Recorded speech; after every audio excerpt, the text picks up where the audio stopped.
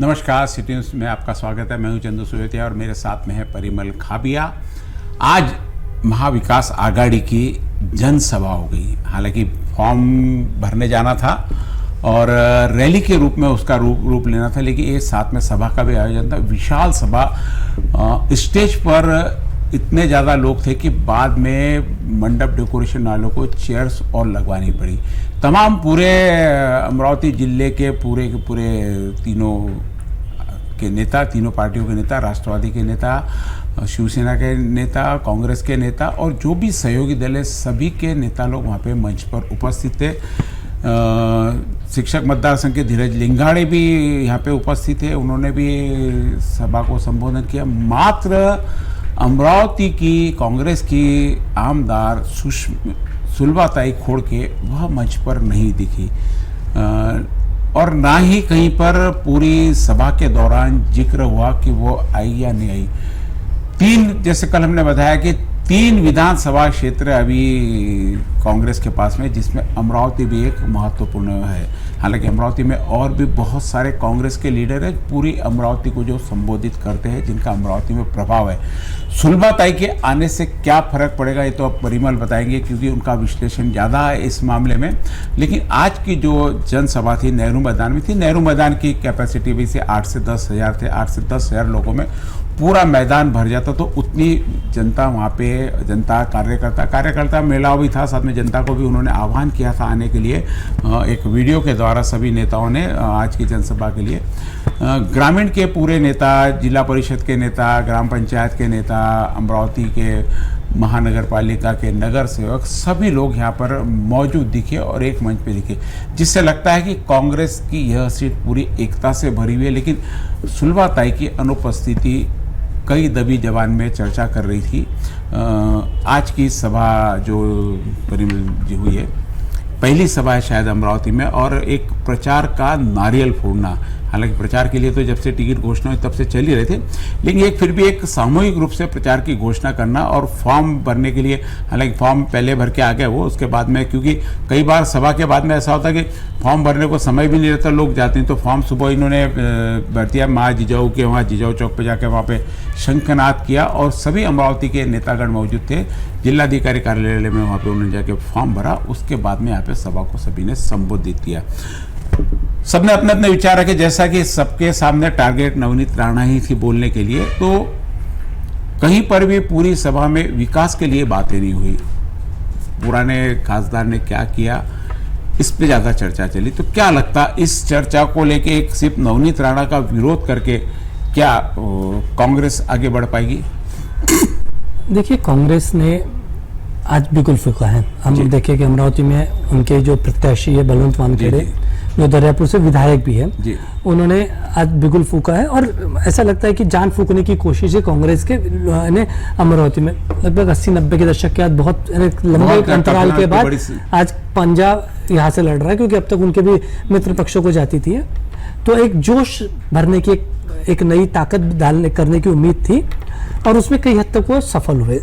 पर अगर हम बात करें कि सुलभा खोड़के जो अमरावती की विद्यमान विधायिका है और कांग्रेस से है, उनका ना आना, और मजे की बात है उनका ना आने के अलावा उनके विषय में किसी का कोई वक्तव्य नहीं, कोई तबीयत खराब है, कोई एक रीजन देने का ना बताना, ये अपने आप में कई चीजें बताता है। क्योंकि वे संजय खोड़के जी की धर्मपत्नी है। संजय खोड़के जी ये अजित पवार जी के भी इस समय राष्ट्रवादी के बहुत खास माने जा रहे हैं, एनडीए के घटक है। तो ये सर्वविदित था कि कुछ समय शायद वो अगला चुनाव कांग्रेस पे न लड़े, जो भी एक ये चीज चल रही है। लेकिन अभी भी उन्होंने कांग्रेस से इस्तीफा नहीं दिया, वे कांग्रेस की विधायक है। उनका ना आना कहीं ना कहीं ये बताता है कि कांग्रेस में अभी यहाँ सब ऑल इज वेल नहीं चल रहा है। लेकिन कांग्रेस के और नेता जैसे सुनील देशमुख अमरावती के, जो बीजेपी से वापस कांग्रेस में है, अमरावती का नेतृत्व कहीं ऐसा नहीं कोई अमरावती को नेतृत्व कांग्रेस का नहीं है करके, बाकी नेता है विलास इंगोले, बबलू, वो सब है, लेकिन आपके विधायक है, सब जितने भी लोकल के बाकी भी और नेता थे सभी वहाँ पे मंच पे उपस्थित थे। सभी ने सभा को संबोधित भी किया। सुषमा अंधारी भी शिवसेना नेता आई, उन्होंने भी सभा को संबोधित किया। धीरज लिंगाड़े आए हुए थे। सबसे पहले दिलीप पेड़तकर, एडवोकेट दिलीप पेड़तकर जो कांग्रेस के प्रवक्ता, उन्होंने सभा की शुरुआत की और उसके साथ ही यह सभा 2 से ढाई घंटे तक भरी धूप में चलती रही और पूरा मैदान भरा हुआ था। क्या लगता है ये जो बिगुल आज फूका हुआ है ये पूरा वहाँ तक कायम रहेगा?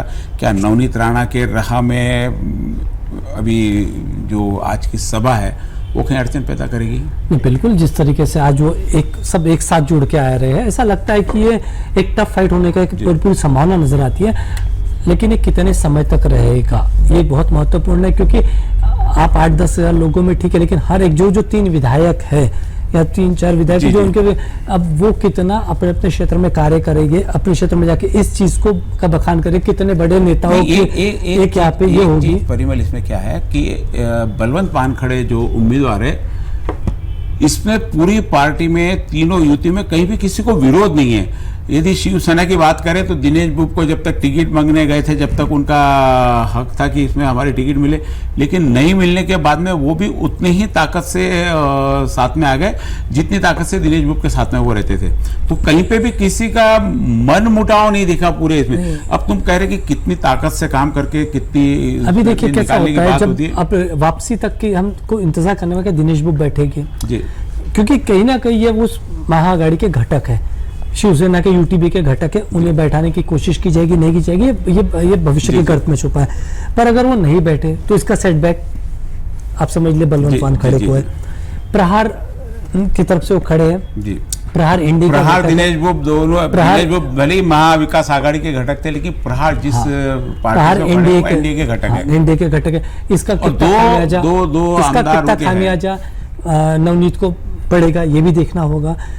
वंचित आघाड़ी ने जिस तरीका कैंडिडेट दिया, जिसको कहा जाए कि एक मॉब कैंडिडेट है, क्योंकि बहुत जैसे उसका बहुत इफेक्टिव नहीं है, कि उनकी क्या स्ट्रेटजी बैठती, एआईएमआईएम का क्या रोल रहेगा, बीएसपी क्या करेगी, ये सब चीजों पे बहुत इफेक्टिव से आनंदराज अंबेडकर भी आज घोषणा की वो भी, अब गवई साहब क्या करेंगे, गवई से आपकी भी सुन रहे वापस ले लिया कि मैं नहीं खड़ा रहूंगा। और उन्होंने समर्थन किसे किया है? दिनेश बुब को। अब उनके समर्थन को कितना महत्व है ये तो अब दिनेश बुब बताएं, कितना उनको फर्क पड़ेगा नहीं पड़ेगा। लेकिन आज की जो सभा हुई है, जो अब नवनीत राणा तो हालांकि आज सुबह ही 2 दिन दिल्ली, बॉम्बे और नागपुर थे, 3 दिन तो आज से उनका भी प्रचार आज से जोरों शोरों से। और आज फिलहाल अभी वहाँ पे भाजपा कार्यालय में भाजपा कार्यकर्ताओं के साथ मीटिंग भी शुरू है।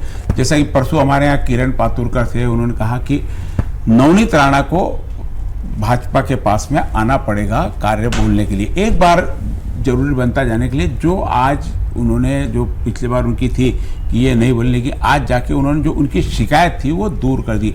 अब भाजपा की जिम्मेदारी कि पूरी ताकत से नवनीत का काम करे। और शायद बता रहे कि 2 बड़े नेता यानी अमित शाह और मोदी जी के भी आने की संभावना यहाँ पे दिख रही थी। इन सारी चीज़ों में जो अभी आज की सभा हुई है, क्योंकि 2-3 सभा उद्धव ठाकरे की भी यहाँ पे अमरावती में लग सकती है, बड़े नेता भी आ, क्योंकि ये बहुत उद्धव ठाकरे के लिए बहुत कांटे की सीट है अमरावती, क्योंकि उद्धव ठाकरे की सरकार गिराने के पीछे बहुत बड़ा हाथ या शुरुआत का होता अमरावती के राणा दंपति का। इन्होंने जो हनुमान चालीसा का यहाँ से पठन से जो शुरुआत की थी और उसको लेके जो 14 दिन उन्हें जेल हुई थी, उस चीज को पूरा यहाँ पे जहाँ राणा दंपति ने बनाया, उसी चीज को लेकर अभी उद्धव ठाकरे भी है कि जिसके कारण सरकार गिरी, वह चुनकर नहीं आने चाहिए।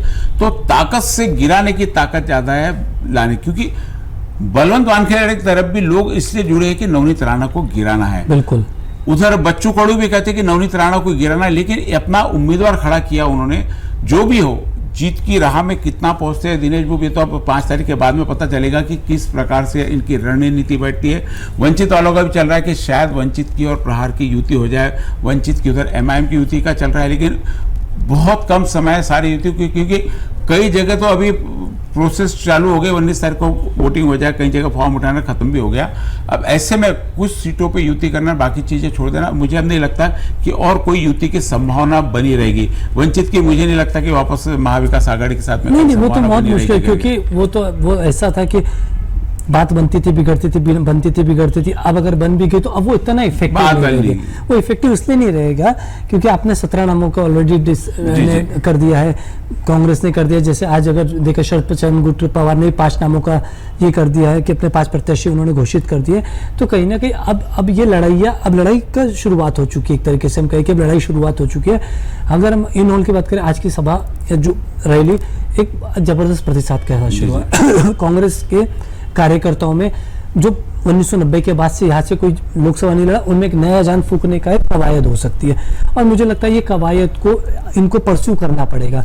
इन्हें बड़े नेता लाने होंगे, इन्हें खुद घर घर जाकर एक कार्यकर्ता जो सुसुप्तावस्था में चले गए थे, उन्हें लगता था कि कांग्रेस का यानी उन्हें जगाकर एक आज उनमें प्राण फूकने की कोशिश की गई है। और मुझे लगता है ये 26 तारीख तक भी अगर चले, आने वाले इलेक्शन तक इनको ये मोटिवेशन बरकरार है, तो मुझे लगता है कि एक बहुत अच्छी टफ फाइट होने की फाइट है ना बहुत। कि भाई कल जैसे हमारे यहाँ वो बता रहे थे सुनील खराटे कि 5 लाख वोट से चुन के आएंगे, उधर रवि राणा का था 3 लाख वोट से चुन के, ये 8 लाख वोटों की गैप मुझे नहीं लगता कि बहुत आसान देखिए जिसके तरफ से लड़ रहे उनका काम है कि दावे करना, दावे नहीं करेंगे तो जनता कैसे उनके लिए सड़ेगी।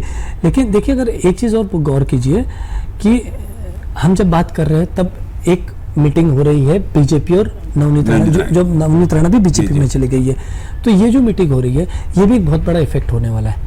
कितनी ताकत से भारतीय जनता पार्टी, उनके कार्यकर्ता नवनीत राणा के साथ चलते हैं, संघ कितना सपोर्ट करता है, इन सब चीज़ों पे बहुत, अगर संघ और बीजेपी खुलकर इनके साथ आ गए और मन से आ गए तो मुझे लगता है कि फिर ये बहुत बहुत ज़्यादा टफ हो जाएगा बलवंत वानखेड़े के लिए यहाँ से अपनी सीट को निकालना। तो दोनों के लिए अभी कोई भी जब तक 5 तारीख तक पूरी सिचुएशन क्लियर नहीं हो जाए, क्योंकि अभी लोगों में यह हो गया कि त्रिशंकु फाइट होगी। दिनेश बाबू भी पूरे रेस में आ गया। अभी यदि प्रहार और वंचित की बिल्कुल होता है तो वह भी यहाँ पे रेस में आने की संभावना दिख रही, क्योंकि ऐसा नहीं कि पूरा फायदा नवनीत राणा के भी वोट दिनेश बाबू खाएंगे, ऐसा नहीं। दोनों के एक साइड आप ये नहीं कह सकते अकेले बलवंत वानखेड़े को नुकसान इनको भी है, दोनों को यदि समान रूप से नुकसान हो तो ठीक है ना। फिर ऐसा देखिए, जो हम पॉलिटिकली बात करें, हम जो विश्लेषण के समान रूप से नुकसान की कई गुंजाइश दिखाई नहीं देती।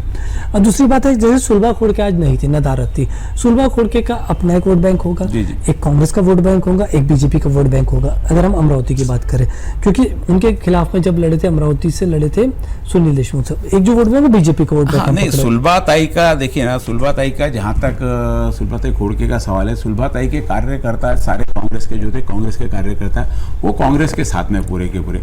व्यक्तिगत जो कार्यकर्ता इनके, जो संजय भाऊ के कार्यकर्ता, वो संजय भाऊ के साथ में निश्चित रूप से उधर, तो वो कार्यकर्ता इधर नहीं आएंगे और इधर के कार्यकर्ता उधर नहीं आएंगे, बीच में रही सुलभा ताई। अब सुलभा ताई क्योंकि क्या सारा काम पूरा कारभार इसके कार्यकर्ताओं के भरोसे रहते और सुलभा ताई का पूरा मैनेजमेंट संजय खोड़के करते। तो संजय खोड़के के कार्यकर्ता है वो संजय खोड़के के साथ में, सुलभा ताई के साथ में कांग्रेस में नहीं, लेकिन जहां जब कहीं काम पड़ता है सुलभा ताई आते हैं तो सारे कार्यकर्ता सुलभा ताई के साथ में रहते हैं। और जहां ऐसे पार्टी का युति का सवाल आ गया तो उन्होंने मुझे लगता है कि ऐसा कि भाई इन सब चीजों से दूर रहा हुआ अच्छा। अब आने वाले विधानसभा में अभी ये भी देखना होगा कि संजय खोड़के किस तरफ बैठते हैं, क्या वो युति धर्म का पालन करते हैं, एक, क्योंकि देखिए उनकी, आप मानो ना मानो, उनकी एक राइवलरी राणा दंपति से है, उसमें कहीं कोई दो विदित नहीं। संजय खोड़के ऐसे फंसे हुए हैं यहाँ पे, इधर कांग्रेस का काम नहीं कर सकते, उधर बीजेपी का काम नहीं कर सकते, क्योंकि उम्मीदवार उनके पसंद करेंगे। बीजेपी का उनको काम करना पड़ेगा, नवनीत का काम नहीं करना चाहते। ऐसी पेज बहुत कम फंसती है कि ना इधर का काम कर सकते ना इधर के। मुझे लगता है कहीं और की जिम्मेदारी लेके शायद वो बचे वहां से, और इसलिए भी सुलभा खोड़के नहीं। लेकिन आने वाले विधानसभा में यदि कांग्रेस से उम्मीदवारी यदि सुलभा खोड़के को चाहिए तो शायद मुझे लगता है कि आज उन्होंने आना चाहिए, या तो ये लगता है कि आगे कांग्रेस की उम्मीदवारी की संभावना नदारद लगती है। उन्होंने ही कांग्रेस की उम्मीदवारी न लेने का सोचा, क्योंकि राष्ट्रवादी से मुझे ऐसा लगता है राष्ट्रवादी में अजित पवार की तरफ और शायद विधानसभा चुनाव के पहले वो शायद ज्वाइन भी कर ले, कोई बड़ी अचरज की बात नहीं होगी उस चीज में। यहाँ क्या आप कहना आने वाले समय में राष्ट्रवादी का और कांग्रेस का दोनों का उम्मीदवार रहेंगे अमरावती से? ये भली चर्चा का विषय नहीं है, लेकिन आज जो अभी सुलभाताई की अनुपस्थिति रह के जो आगे के विधानसभा के हमको संकेत नजर आ रहे हैं, बिल्कुल ऐसा लग सकता है कि राष्ट्रवादी का रहना बीजेपी की तरफ से भी रह सकते हैं, क्योंकि सुषमा अगर हम देखें सुलभाताई ने राष्ट्रवादी छोड़ के कांग्रेस से सिर्फ इसीलिए के टिकट के लिए उन्होंने, तो हो सकता है देखिए राजनीति में बीजेपी से, क्योंकि यहाँ दावा राष्ट्रवादी का नहीं है, भाजपा का दावा है और इधर कांग्रेस का दावा है। यदि ये भाजपा के लिए प्रयास है कि भाजपा से तो आने वाले समय में भाजपा से तो इसीलिए नवनीत के लिए काम करना उनके लिए मजबूरी हो जाएगा, आप समझिए। मैं वही कहना चाहता था कि ये राष्ट्रवादी की परंपरागत सीट नहीं है, ये सीट बीजेपी लेगी, जो अभी तक का जो हम देख रहे हैं। और बीजेपी अगर आप काम करोगे नवनीत के लिए, बहुत विचित्र पेच फंसा हुआ है, ये धीरे धीरे और मजा आएगा। लेकिन फिर भी सुलभाताई खोड़ के खुद होके नवनीत का काम करने नहीं जा सकती। नहीं बुलाया जाएगा, मुझे लगता है मान मनोहर का भी दौर चलेगा, जैसे आज चल रहा है मान मनोहर का दौर चलेगा। नहीं, उनको कांग्रेस छोड़नी पड़ेगी फिर। नहीं अभी नहीं, मुझे कहता है कि अंदर खाने से काम किया जाएगा। अंदर खाने से काम, देखिए क्या होता है राजनीति में, कौन किसका, जैसे आज हम अगर देख रहे थे तो कई ऐसी चीज लगी कि जो कांग्रेस में है वो कांग्रेस की बोली भाषा नहीं बोल रहे, कई और पार्टियों की आज तो विशेष थे। यानी क्या होता, वहाँ नारेबाजी चालू थी, तो कई बार यानी बोलते बोलते जैसे अशोक चौहान भी गए थे, तो यानी कांग्रेस के को बोलने में आ गया उनको, क्योंकि एकदम से सभा बाहर नहीं आता। तो वहाँ पे भी आज जब नारेबाजी चालू थी तो वाघ आ रहे वाघ वहाँ, तो राष्ट्रवादी फिर उनको ध्यान में नहीं, महाविकास आघाड़ी का है। वैसे आज यानी एक बहुत बड़ी बात शिवसेना ने यानी अनंत घोड़े की देखने में आई, क्योंकि अक्सर ये दूसरे चुनाव आघाड़ी भी तो दूसरे चुनाव, लेकिन आज अनंतराव घोड़े ने वारे पंजा आयरे पंजा का नारा लगाया। यानी एक जो युति धर्म की बात होनी चाहिए कि आज महाविकास आघाड़ी ने जो उम्मीदवार दिया उसका चुनाव चिन्ह पंजा है, भले महाविकास आघाड़ी, महाविकास आघाड़ी का तो कोई चुनाव चिन्ह है नहीं, बिल्कुल वो तो सब पार्टी के अपने चुनाव। तो उन्होंने आज यहाँ पे वारे पंजा आया पंजा का नारा लगा कि एक बहुत अच्छा संदेश दिया शिवसेना की तरफ से कि हम पूरी तरह आपके साथ में हैं और उसके लिए प्रयासरत। नहीं तो जनरली दूसरे के मुंह से दूसरे के सिंबल का नाम नहीं निकलता। आज ये अनंत घोड़े ने नई शुरुआत यहाँ पे की है। देखिए उनके जो ये वारे पंजा आया पंजा का बताया था।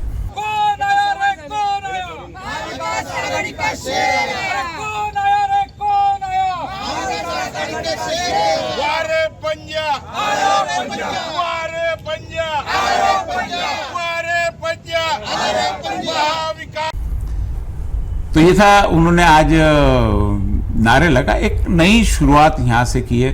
तो क्या लगता सारे लोग बाकी ऐसे एक एक यदि ये सिस्टम पे चलते हैं, जैसे अब इनको भी धनुष बाण, इनको भी कमल का फूल बोलना पड़ेगा कि इसको नवनीत राणा के जो पूरे कार्यकर्ता उनको भी, हालांकि कल भी हमने डिस्कशन की थी जब वहाँ गए थे लेके, तो रवि राणा और ये युवा स्वाभिमान का दुपट्टा पहने थे, क्योंकि वो बताना चाहते थे कि नवनीत राणा को सिर्फ हमने बीजेपी दिया, हम सारे पूरे के पूरे जो भी कार्यकर्ता है वो युवा स्वाभिमान के है, युवा स्वाभिमान की युति है उनके साथ में, युवा स्वाभिमान के कार्यकर्ता काम करें। अब कार्य करते समय बीजेपी का झंडा पहनते हैं या युवा स्वाभिमान का दुपट्टा पहनते हैं, नहीं उन्हें बीजेपी का पहनना पड़ेगा, क्योंकि देखिए जनता में मैसेजिंग क्या जाती है सबसे महत्वपूर्ण होता है। आप लड़ रहे हो कमल के चिन्ह पे और आप एक दूसरा, आज भी यदि आज महाविकास आघाड़ी का देखे तो जो राष्ट्रवादी का था वो राष्ट्रवादी का दुपट्टा था, कांग्रेस का दुपट्टा लिया था, सेना वालों ने सेना का दुपट्टा लिया था। मैंने सिर्फ कहा कि अनंत घोड़े ने कहा वारे पंजा आया पंजा। समझिए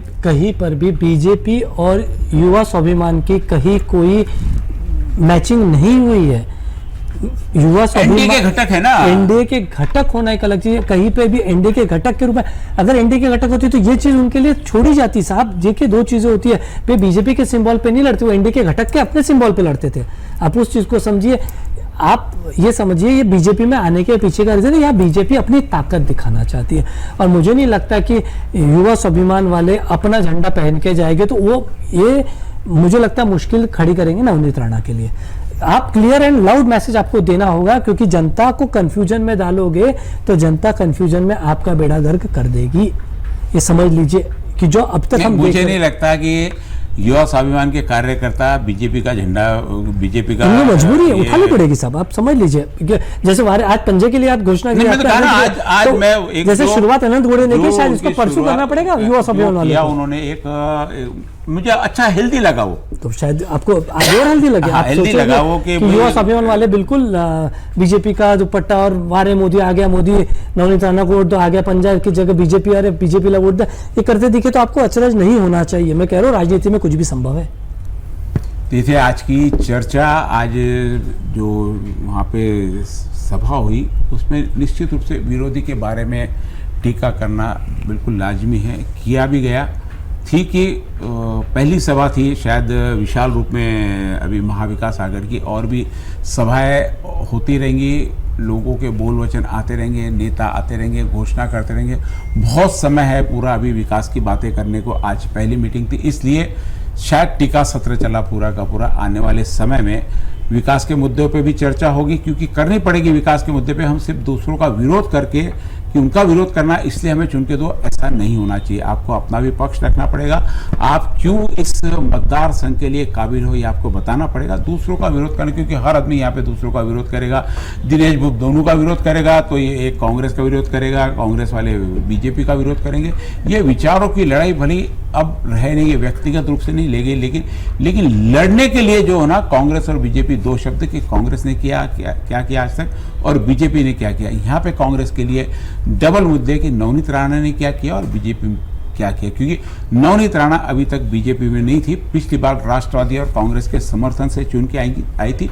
इसका बहुत बड़ा रोष राष्ट्रवादी और कांग्रेस में, वो भी सबक सिखाने के पीछे तुले हुए है। वहीं सेना, शिवसेना जो उद्धव ठाकरे जिसकी सरकार गिराने का कारण यहाँ से शुरुआत हुई है, जो जिसकी हुई एक हनुमान चालीसा और दूसरी शिवाजी की प्रतिमा का वहाँ पर पुल के ऊपर बैठाना, उसके कारण उद्धव ठाकरे सरकार के खिलाफ में खुलकर इन्होंने मोर्चा खोला था और बहुत वह राष्ट्रीय नहीं अंतर्राष्ट्रीय स्तर पर वह चर्चा चली गई थी। और उसी चर्चा के कारण अमरावती के राणा दंपति अंतर्राष्ट्रीय स्तर पर उनकी चर्चा होने लगी थी हनुमान चालीसा की।